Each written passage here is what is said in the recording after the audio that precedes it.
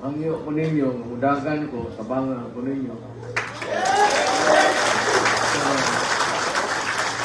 Para pagkit na siguro, ang akong anak, umuan na niyong busy mayor, karon komportable ko. Well, unang-una, wala naman pong problemang tumulong sa tao.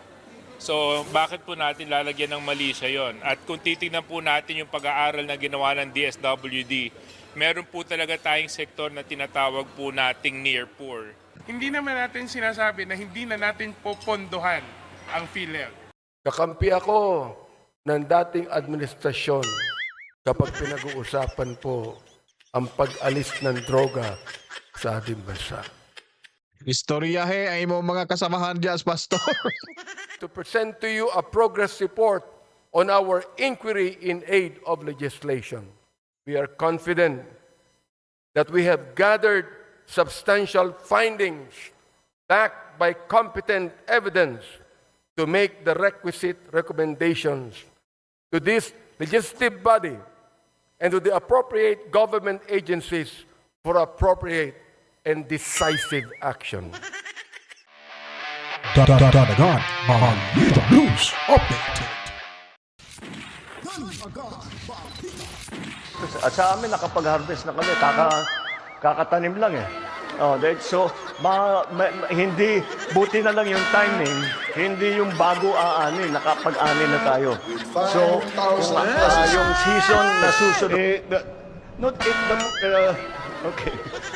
It's, there's a, hindi, 5,000 pesos.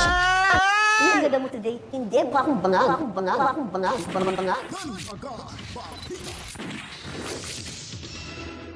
Roy, welcome back mga kabritan. Magandang buhay ho. Kamusta ho tayong lahat? Sana'y nasa mabuti tayong pangangatawan, kalusugan at kung ano-ano pa. Luzon, Visayas at Mindanao, mga kababayan natin sa labas ng bansa, overseas Filipino workers, mabuhay ho tayong lahat.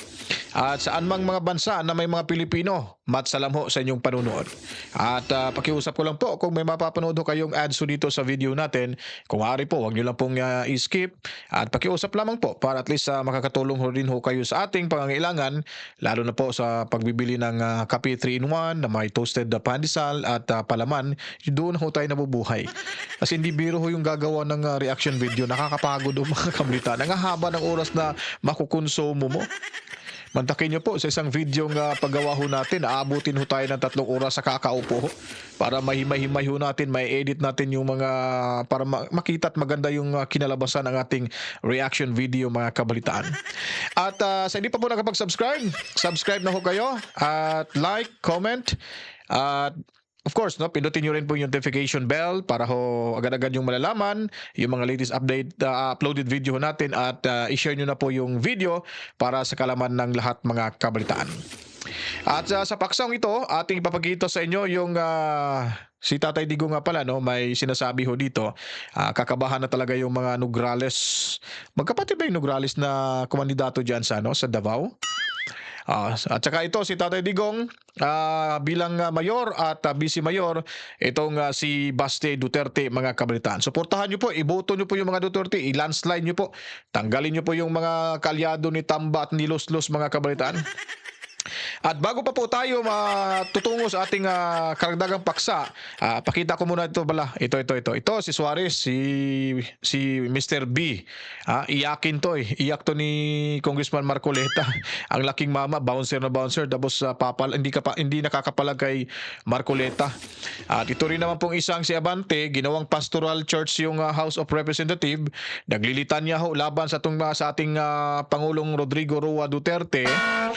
Nakakaya ho, at akala nyo siguro nagugustuhan ng mga nanonood at naandyan ho sa loob ng House of Representatives mga kabalitaan. Pag nag-speech, kala mo kung sinong banal, isa palang banal na aso. So ipapakita ho natin yan sa inyo maya-maya mga kabalitan. Dito muna tayo sa mga aktibo ho na mga district representatives at party list representatives na aktibo ho sa pag-participate sa HUAD committee hearing mga kabalitan. No? Diyan sa Mayabang Kapulungan. So kaya po pinapakita ho natin ito sa inyo para makilala nyo ng lubusan at ma-memorize nyo yung mga pagmumukha ng mga hinampak na ito. Ha? Tandaan nyo po yung kanilang mga party list, then kanilang distrito at yung mga pagmumukat, mga pangalan hunila, mga kabalitaan. Kayo na pong humusga, narito't panoorin nyo.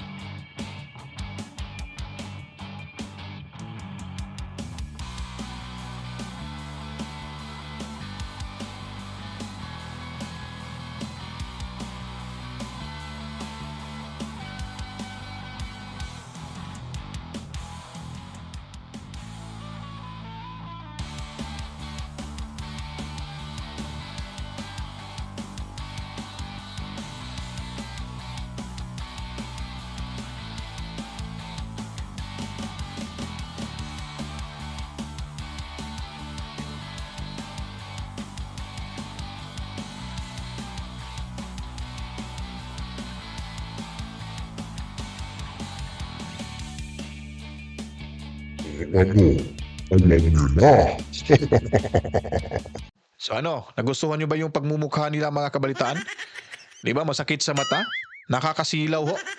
Ha? So kayo na pong humusga, kayo na pong bahala, at nasa inyo na po nakasalalay yung kanilang political career mga kabalitaan. Dito ho tayo kay Mr. B. Ang laking mama pero ang boses na parang duwende. Tingnan mo, si Iyakin. Akap sila ng akap.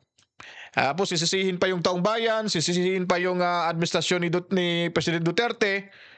Sila hindi na lang sisisihin. Di ba? Pakinggan nyo po dito mga kabalitaan. Education, the PhilHealth, and then of course yung AKAP na parang natahimik lang doon yung Senate na nabigyan sila ng 5 billion. What's your take po doon sa criticism about sa budget, doon sa AKAP? Kasi nga parang sinasabi nga po nila, it's ayud, parang lagi na tayo nagbibigay ng ayuda sa mga kababayan natin. Well, unang-una, wala naman pong problemang tumulong sa tao. So, bakit po natin lalagyan ng mali siya yon? At kung titignan po natin yung pag-aaral na ginawa ng DSWD, meron po talaga tayong sektor na tinatawag po nating near poor, na tuwing magkakaroon ng anumang problema sa kanilang pamilya, bilang napapasama sila sa sektor na mahihirap. Kaya sinisiguro ng pamahalaan na nabibigyan din natin sila ng tugon dahil kung titingnan natin yung mga nakalipas na programa ng DSWD, parati po tayo nakasentro sa poorest of the poor. But there are also sectors of society that require assistance as well. Sabi niya dyan kanina, hindi daw masama ang tumulong sa kapwa. Palakpakan. Ang tanong ho natin, hindi ba masama na kayo ang tumulong sa kapwa na personal nyong pinamumundmod yung pera ng taong bayan? Ano ba yung trabaho nyo dyan, Mr. Suarez B? Di ba? Pagbabalangkas ng batas, paggawa ng batas, na dapat yung batas ay paborho sa mamamayang Pilipino? O ba't kayo mahawak ng pera para sa akap-akap na yan para mamumundmod ng ayuda? At tiniming nyo pa. Napaparating ng halalan. Akala nyo mga ub-ub na yung taong bayan? Tandaan nyo, Chong, iba na ho yung panahon ngayon. Hindi sa panahon ninyo na mauuto yung taong bayan. Kahit tinanggalan nyo pa ng pakpak yung makinarya ni Inday Sara, yung KOJC, nandyan pa rin yung social media ho. Hindi nyo naiisip ho yan. Kaya nga minsan yung Facebook account ng karamihan na mga pumapabor kay Tatay Digong, talagang tinitake down nyo. Kay Pastor Kibuloy, tinanggal nyo. Nagreklamo kayo. O para saan ba yan? Hindi ba yan pamumulitika? Kasi may 1 milyon mahigit ng pundo si Pastor Kibuloy at takot kayong makalusot ho yan. O ngayon, balik tayo sa AKAP. Bakit ba yung AKAP ay talagang nangihimasok sa PhilHealth? At lalagda pa sa Memorandum of Agreement. Ngayon, ipapasagot ho natin yan ni Gulayat mga kabalitaan. Andyan, pakinggan ho natin. Ituloy natin to si Bouncer mga kabalitaan. Now, when it comes to the PhilHealth, PhilHealth has more than enough money. At mamaya, alauna, ng hapon, mag-uumpisa po yung briefing natin dito sa HOR para may paliwanag sa ating mga kababayan yung totoong kwento tungkol sa PhilHealth. And I think Jude is here, and Jude will be able to answer Ayan na, ito si the Jude. PhilHealth Jude, issue ito yung may hawak with sa greater tingog depth party dahil list. nag-deliver po siya ng privilege speech kahapon, Jude. Pakinggan natin, You may no? want to- Humingi ng backup si, Good si afternoon, Suarez B. everyone. I think Si kahapon, Golayat, klaro andyan na. naman ho yung mensahe ni President Mandy Ledesma, no, to assure the people that there will be no letting down of the services and the priorities, even the expansion of PhilHealth. That was already also clarified by Secretary Ted Herbosa, who is as chairman of the PhilHealth Board. So nakikita natin, nasa tama lang ang ginawa ng Kongreso. Hindi mo naman pwede Ang nasa tama lang. Tama ba yan na hindi mo mabibigyan ng budget yung PhilHealth? Tapos, nung alam nyo na binatikos kayo ng taong bayan, sasabihin nyo na hindi naman mawawala ng ano yan ng budget yung PhilHealth eh. Ano kami, mga angat? Ano kami, mga ob-ob, kagaya nyo dyan? Kung hindi pa kumilos yung mga pupunta sa kalsada para lang kakalampagin kayo dyan, hindi nagbabago yung isip nyo? Para na rin tuloy kayo may mga rigla dyan lahat sa HUAD committee na yan at sa mayabang kapulungan.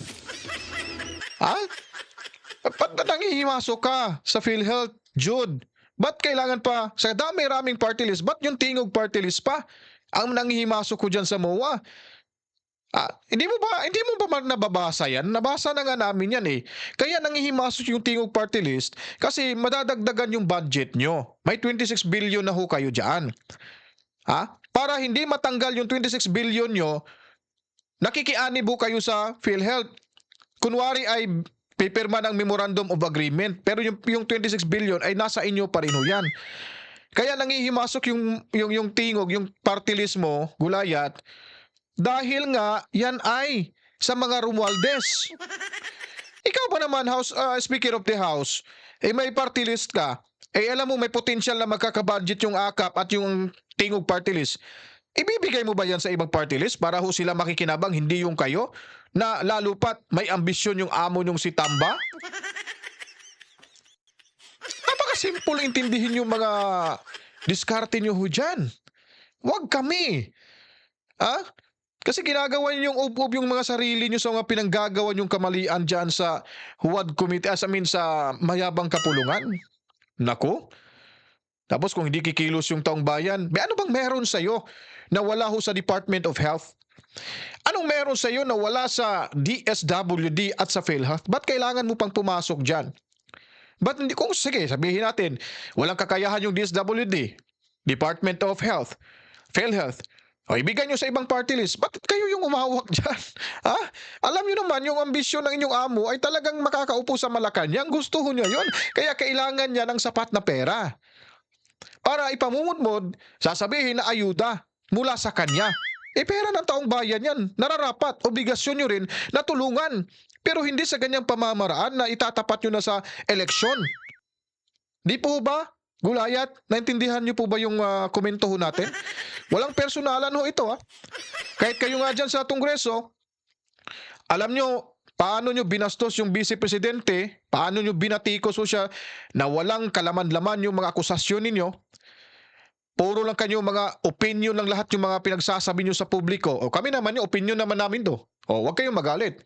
Kasi entitled din kami sa opinion ho namin. Nababatikusin kayo. Lalo na ikaw, Gulayat. Lalo na ikaw.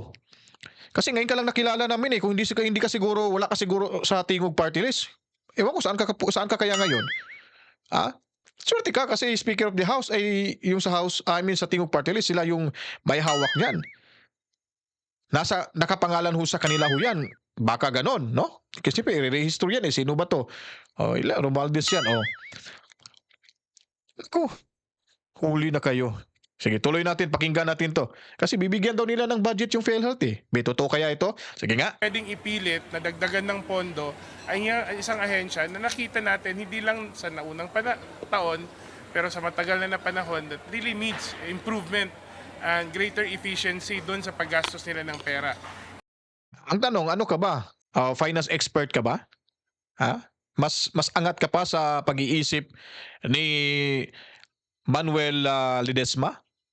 Mas ikaw pa yung mas lamang ka pa sa kanyang profession? Kaya mo nasabi ho yan, kailangan na tulungan para mas magkaroon ng improvement yung PhilHealth? O baka iba yung talaga yung pakay? Yun lang yung sinasabi nyo kasi baka mabuking kayo, masunog ko kayo sa taong bayan. Hindi naman natin sinasabi na hindi na natin popondohan ang PhilHealth. O, di ba? Hindi naman natin sinasabi na hindi ho natin pupunduhan yung PhilHealth. Zero balance na nga, tapos sasabihin mo, sinabi mo yan kasi nakalampag na ho kayo. Wag na kami. Gulayat. Umayos-ayos ka dyan. Pahiya ka sarili mo, pangiti-ngiti ka pa dyan. Yung ngiti mo talagang hilaw na hilaw eh. Ngiti mo parang may halong hiya. Ha? Tingnan mo ang ngiti nito, talagang may halong hiya eh. Huwag kami. Huwag niyong isama yung tambayan sa kaubuhan niyo dyan. Kasi hindi kami mga ob-ob. Observant ho kami sa mga pinagagawa nyo. Ang dami nyo na ginawang kalakuhan sa panahong ito. Di ba? Kaya hindi yan papalagpasin ng taong bayan. At kung sino mang managot, sabi nyo, mananagot si Inday Sara, kayo ang dapat managot sa mga pinanggagawa nyo dyan.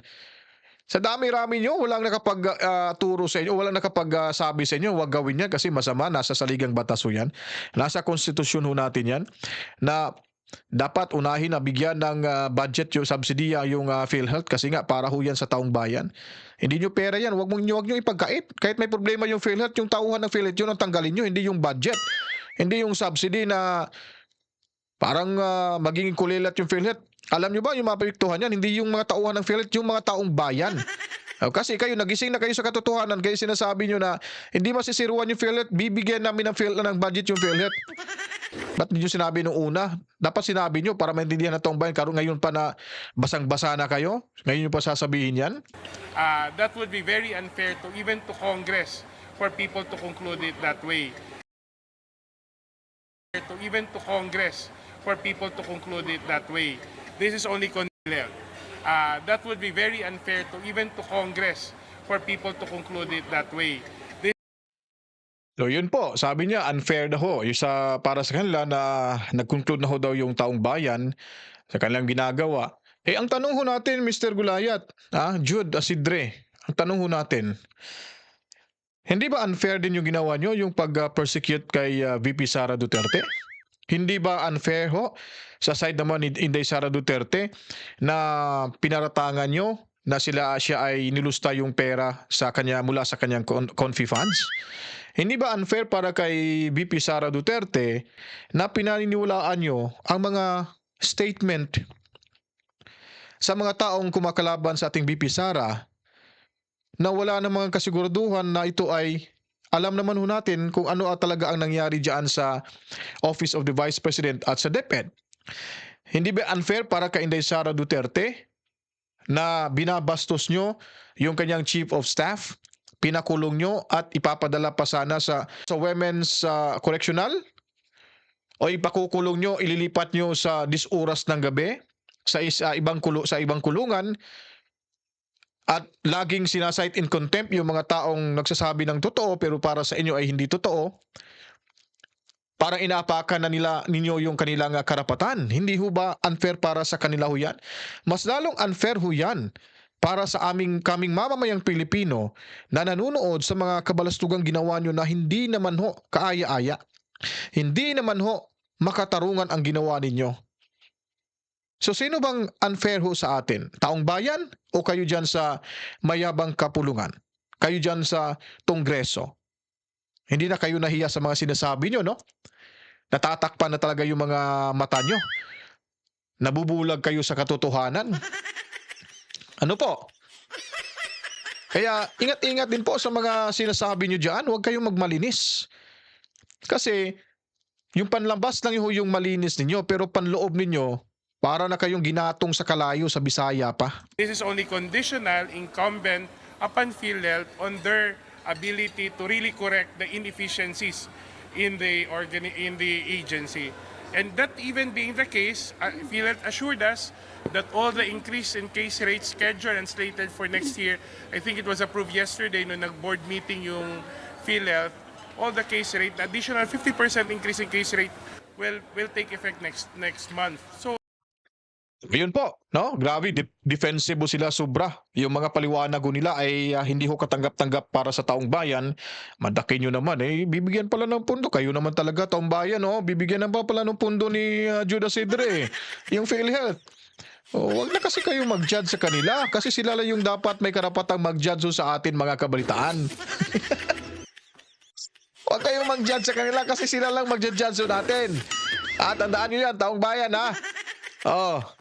Parang mga ano na to yung mga baliktad na yung mga utak nito nila dyan sa mayabang kapulungan. Anyway, dito ho tayo sa isang mayabang, pinakamayabang sa lahat na mayabang dyan mga kabalitaan sa Kongreso at Mayabang Kapulungan Huwad Committee.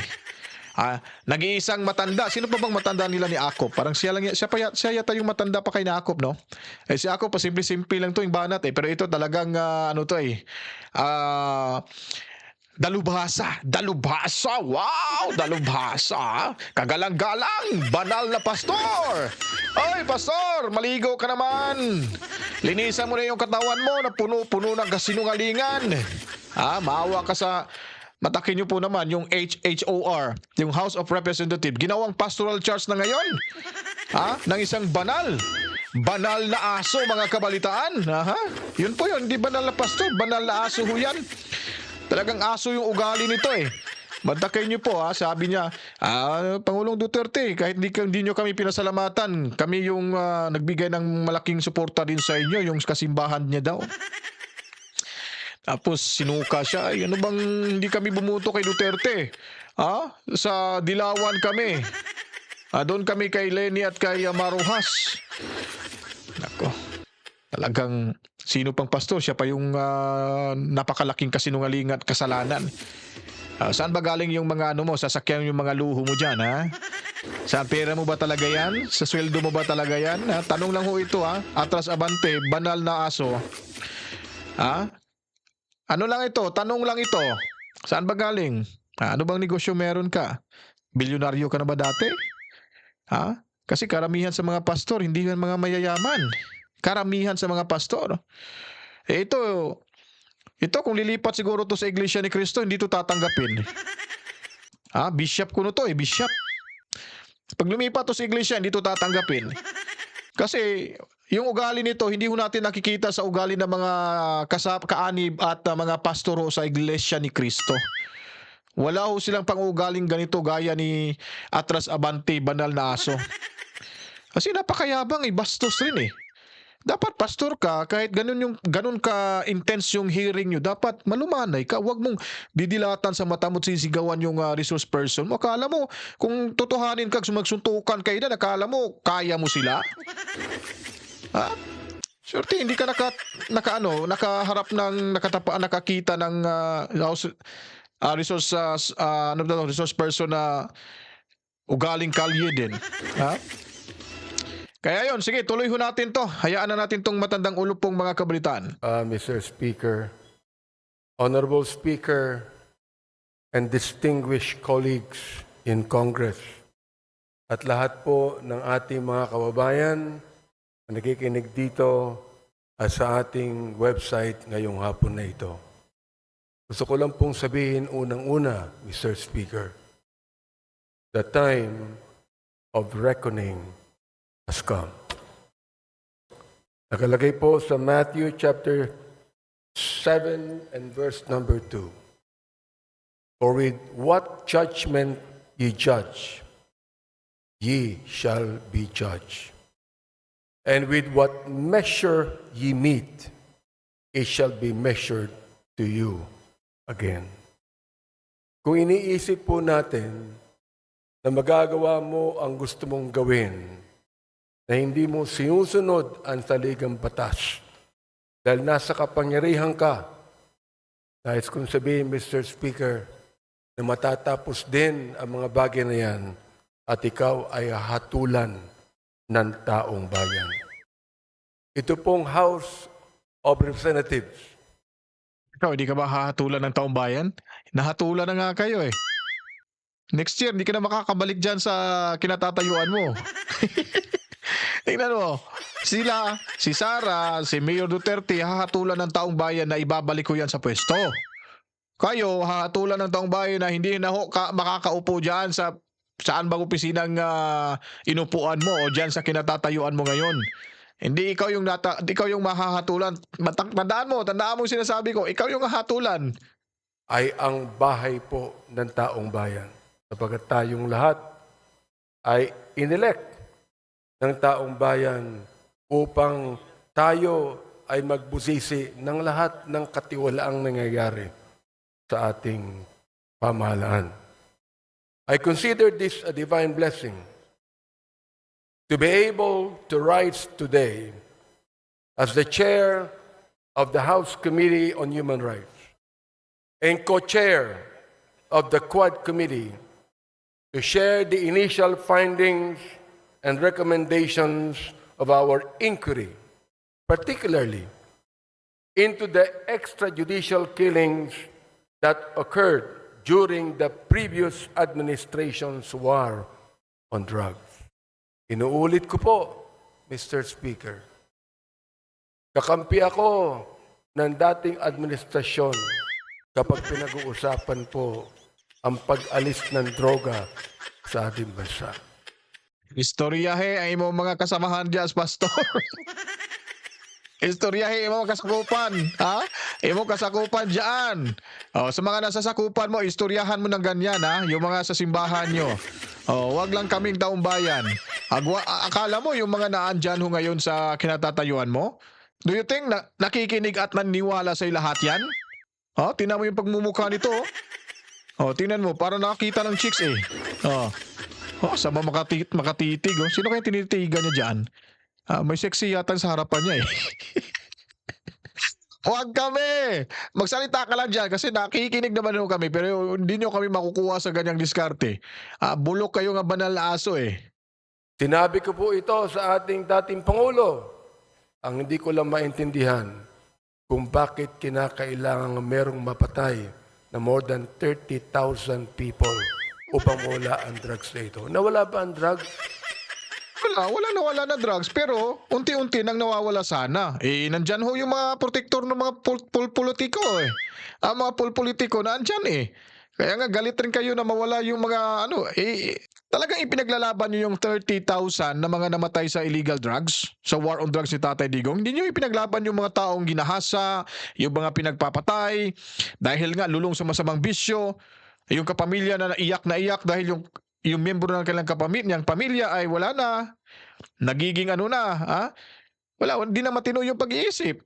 Hindi nyo ba kakampihan yan? Tapos kukonclude ho kayo sa investigasyon ninyo na yung pinaniniwalaan nyo ay yung mga kalaban ni Tatay Digong Duterte? Yung mga naging resource person nyo ay puro kakampi nyo? Wala man lang kakampi si Tatay Digong para naman mabalansi sana yung resulta ng investigasyon ninyo? Tapos nagkukonclude kayo na may ginawang mali si Tatay Digong? Ano bang tawag nun? Di ba? Bias ho yun, kabayasan ho yan. Tingnan mo. Kahit saang anggulo makikita ho natin yung itsura nitong si Atas Abante. Tingnan nyo, napakabanal na aso talaga.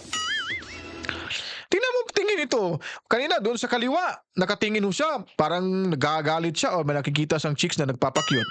Dito naman sa kabila, ganun din yung pagmumukha niya. Kahit saang anggulo, ganun ho talaga yung pagmumukha niya. Hindi ka respeto, hindi ka galang-galang, at parang alagad ng demonyo eh. Tingnan nyo. Tingnan nyo na gusto. Napakasama talaga. Wala talaga hindi talaga marirespetuhan tong klaseng pastor na ito, mga kabalitan. Hindi. Nandun pa rin, Mr. Speaker.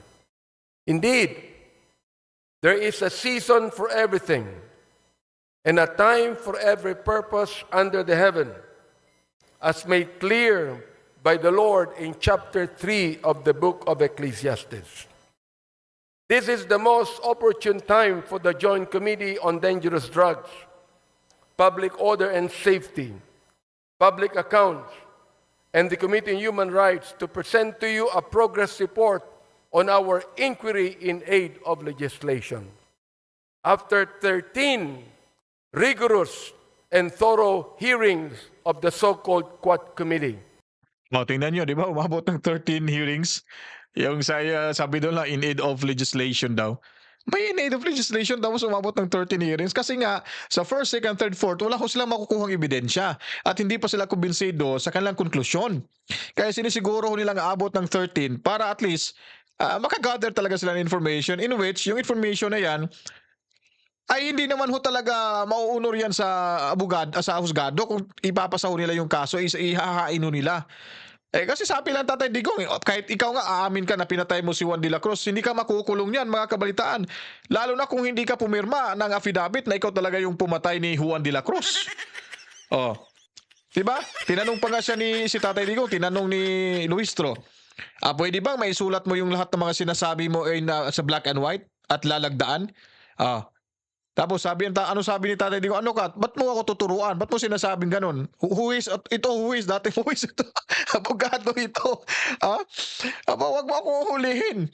At hindi pag-amin yun yung nangyari sa panahon ko. Sinabi ko lang na ganun ang nangyayari.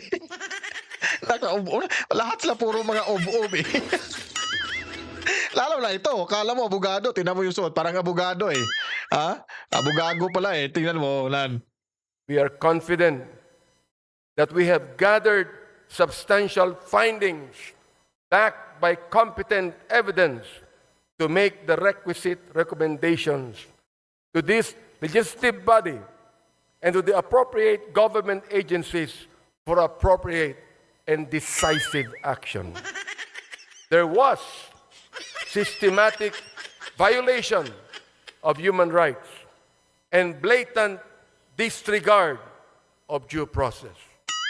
The deep probe into the extrajudicial killings, or AGKs, that occurred during the administration of former President Rodrigo Roa Duterte's war on drugs yielded a far deeper tragedy into the lives of the Filipino people rather than the protection and preservation thereof that it was heralded to accomplish.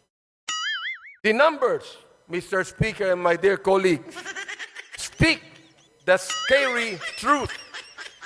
According to data from the Philippine National Police from July 1, 2016 to June 30 of 2022, 7,640 individuals were killed in official police operations. Of these documented deaths, 7,173 were drug pushers, 440 were drug users that should have been rehabilitated, not killed, and only 21 were drug lords. Mr. Speaker, from as far back as May 15, 2024, when my committee started digging into the EJ case, we had been presented with multiple reports indicating that there had been massive nationwide drug-related killings within the period July 2016 to June 2022. Tingnan mo yung sinasabi niya, di ba? Very massive daw eh.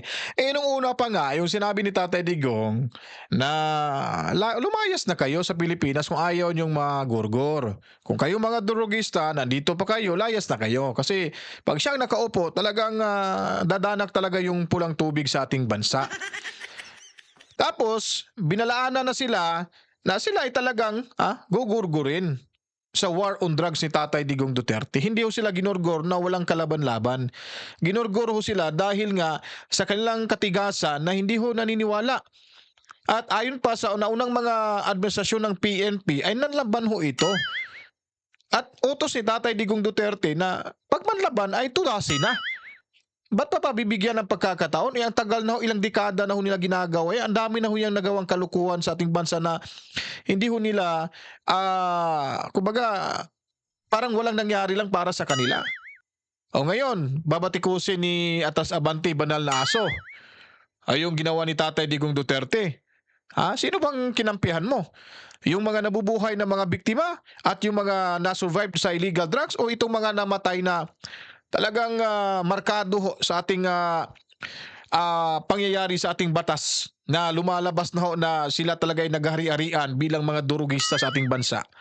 Ha? Saan ba? Dito lang ako naguguluhan sa mga ulupong na ito, mga kabalitaan eh. Tingnan mo, naglilitan niya pa sa loob ng House of Representatives. Ginawa pang pastoral charge tong mayabang kapulungan.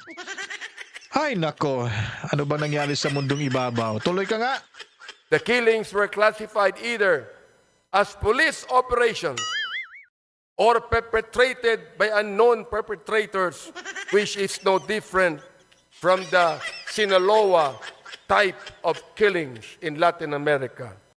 Parang ano, no? Parang abogado rin ba, no? Pagsalita parang abogado, akala mo sinong may alam sa batas eh. Akala ko sinong may alam sa batas. Eh, nung dumating si tatay dyan, sabi, ginagamit niya lang yung pagiging pastor niya. Kinakalmahan lang si tatay eh. Kasi pag legalidad yung pag-uusapan, mapapahiya talaga siya. Pag legalidad. Swerte na siya si Tatay Digong, hindi Wilbur sa Biblia. Binabasahan niya mga verses, ganito, ganon. Tatay, sige, nakikinig ako, may respeto ako sa iyo kasi hindi ko rin alam sa isip-isip ni tatay. Hindi ko, sige, tuloy ka lang kasi hindi ko naman alam talaga yung merong verses sa Biblia eh.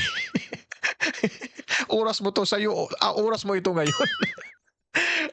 Pero pag nung tinanong si Tatay Digong ng legalidad, hindi ka nakapagtanong eh. Wala ngang kalam-alam sa batas, wala ngang tinutumbok na anong mga nasa konstitusyon natin na nakalabag si Tatay Digong. Wala. Puro lang Biblia yung pambala nito. Which were notorious at the time, the drug cartel in Latin America.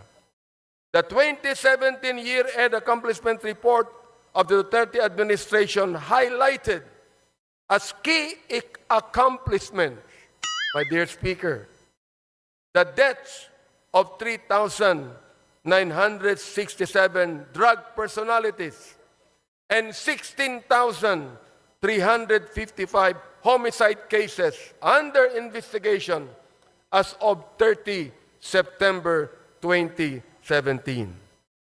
The PNP reported that there was a total of 7,640 illegal drug suspects who died in police operations, 2,053 of which were recorded in the first 6 months of the Duterte presidency from July to December 2016. No less than the United Nations Office of the High Commissioner for Human Rights noted that there were at least 8,663 drug-related killings as of February of 2019, while academic research, the HUS project of the Third World Studies, University of the Philippines, gathered around 5,348 recorded deaths. The Free Legal Assistance Group cited unassailable data in a Supreme Court and Bank extended resolution that indicated that the Duterte administration's anti-drug war from July 1, 2016 to November 27, 2017 recorded a staggering total of 20,322 deaths or a daily average of 39.46 deaths. Mr. Speaker and my dear colleagues, was the war on drugs truly aimed at dismantling the drug syndicates and put an end to this illegal and immoral trade? Or was it an all... Hindi, ito simple yan eh. Gusto nyo pa matapos-tapos yung illegal drugs? Bigyan nyo pa na sapat na panahon si Tatay Digong dyan. Paupuin nyo ulit. Tignan natin, sa susunod pagbalik niya bilang presidente, hindi ba mauubos lahat yan? Pati kayo dyan, mauubos kayo dyan sa Kongreso. Ito lang mga kabalita, ito lang yung chance talaga ho natin. Pag nanalo ho si Inday Sara, pag hindi ho makakalusot yung impeachment ho nila, pag nanalo si Inday Sara, i-recommend ho natin sa kanya na magkakaroon ho siya, magdi-declare ho siya ng revolutionary government. Para ho tanggalin ho yung mga abusado diyan sa Huwad Committee at sa Kongreso, diyan sa mayabang kapulungan. Tanggalin. 'Yun lang pinaka-importante. Gusto, 'di ba? Gusto ho natin ng tunay na pagbabago ng ating bansa at mas lalong giginahawa yung ating pamumuhay. 'Yun lang po yung gagawin dapat ni Inday Sara. Nagawa na ho yan ni dating Presidente Cory Aquino. Pwede niya ho yung magawa kasi talamak na ho yung nakawan dyan sa mayabang kapulungan eh. Dyan sa House of Representatives. Talamak na talaga mga kabataan. Kitang-kita naman ho natin. Kaya pag nanalo si Inday Sara, i-recommend ho natin sa kanya. Para mapag-aralan ho nila na kailangan karapat dapat ba na gawin at magdideklara ho siya ng revolutionary government. Ayun po yung pinaka-importante dyan. Para sila yung mga kung may manalo man sa kanila na ma-incumbent sa susunod na eleksyon at makakaupo si Inday Sara Duterte, pagpalain ibigay ni Lord, yan lang yung paraan na para matanggal ho yan sila dyan lahat. At mabago na ho yung political system ho natin para at least sigurado ho na mapakinabangan ho nating mamamayang Pilipino yung kanilang serbisyo na magiging tapat ho sa ating lahat mga kabalitaan. Kaya dito ho, tatapusin na ho natin to si Mamang Banal na Aso mga kabalitaan. Kasi balita ho dito, sasampahan daw nilang kaso si Tatay Digong Duterte. Titignan natin kung masasampahan ba ng kaso. Kasi may korte naman ho tayo at saka yung korte ay non-partisan naman ho yan, di ba?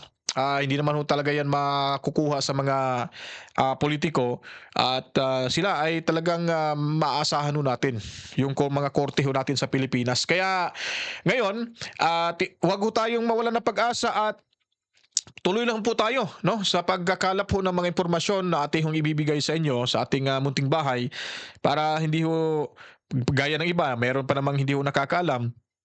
May nakausap nga rin ako eh. Sabi niya, kasi ninakaw ni Inday Sara Duterte yung pera, sabi ng Huwad Committee.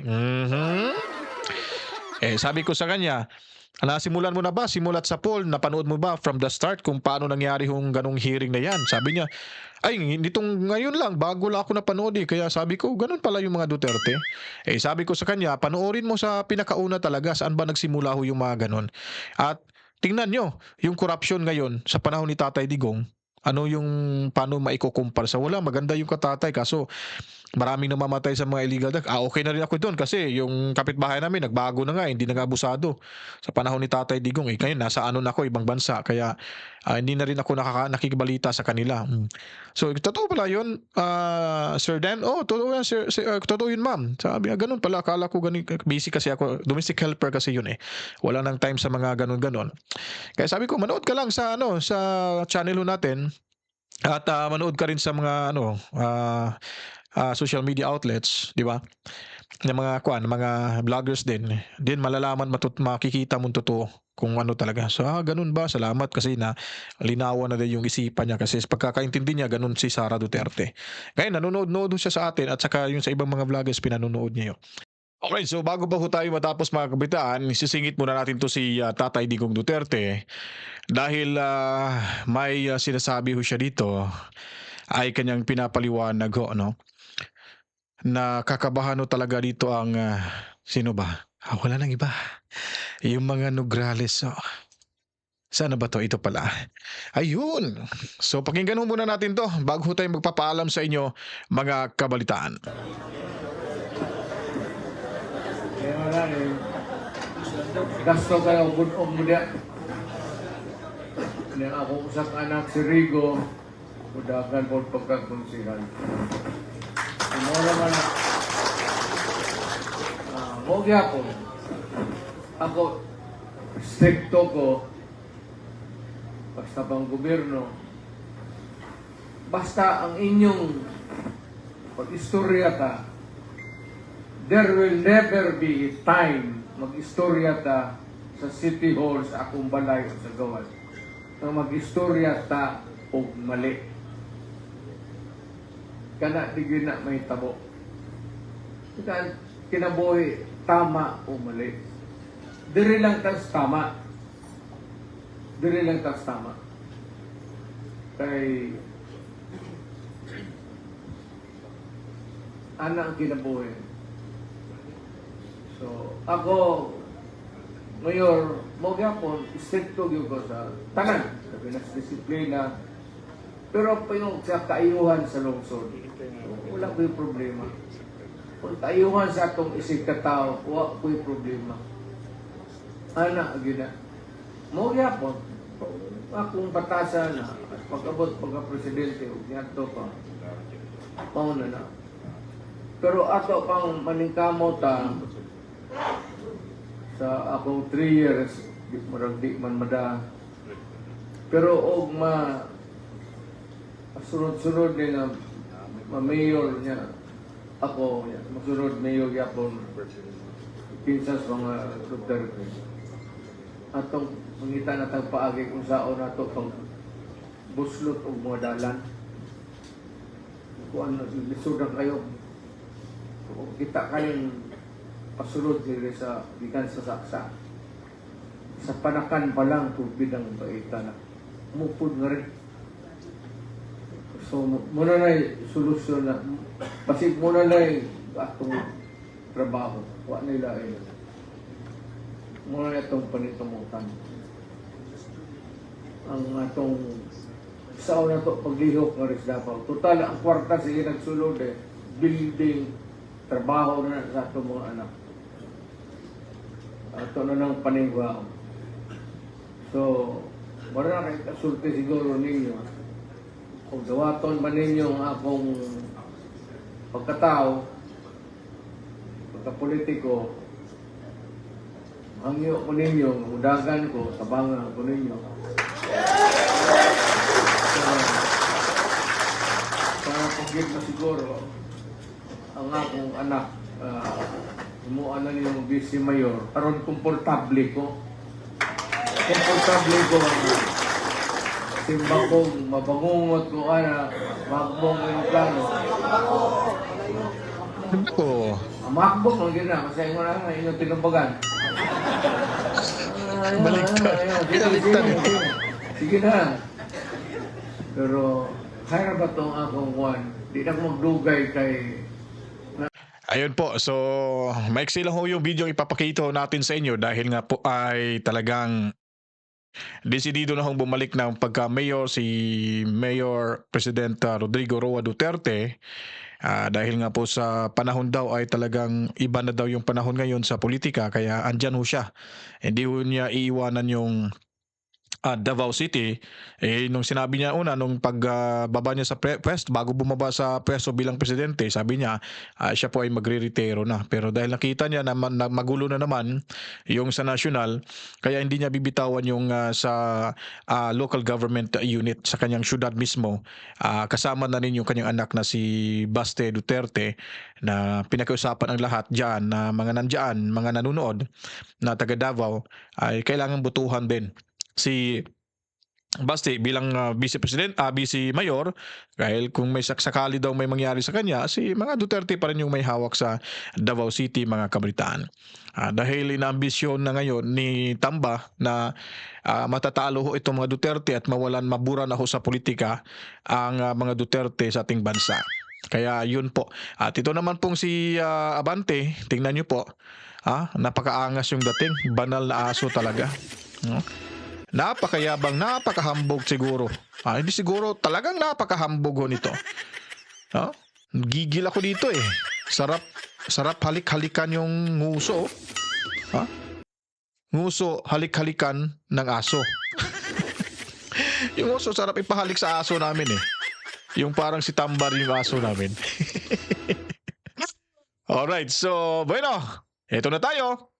Ako yung magpapaalam na po. Matsalam sa inyo. To God be the glory. Mama, chup chup. Peace out.